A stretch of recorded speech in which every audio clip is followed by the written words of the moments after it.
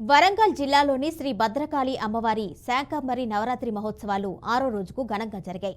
6వ రోజు అమ్మవారు విరోధినిగా, వర్ణవాసినిగా గుర్తించారు భక్తులు.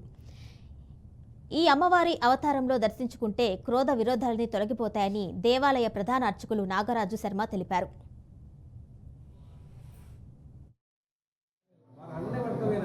భూతల మణిద్వీపముగా విరాజిల్లుతూ భక్తుల పాలిటి కోరిన కోరికలు తీర్చే కొంగు బంగారు తల్లి శ్రీ భద్రకాళి అమ్మవారి ఆషాఢ మాసంలో జరిగే శాకంబరి నవరాత్రి మహోత్సవాలు 15 రోజుల పాటు జరుగుతాయి.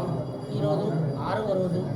ఈరోజు అమ్మవారిని విరోధినిగాను, వన్నివాసినిగాను అలంకరించడం జరిగినది. ఈనాడు అమ్మవారిని ఎవరైతే దర్శించుకొని అమ్మవారిని ప్రార్థిస్తారో వారికి కామ, క్రోధ, లోభ, మద, మాత్సల్యాలన్నింటినీ కూడా అమ్మవారు కలుగజేసి సద్బుద్ధిని ప్రసాదింపజేసి విరోధం అనేది లేకుండా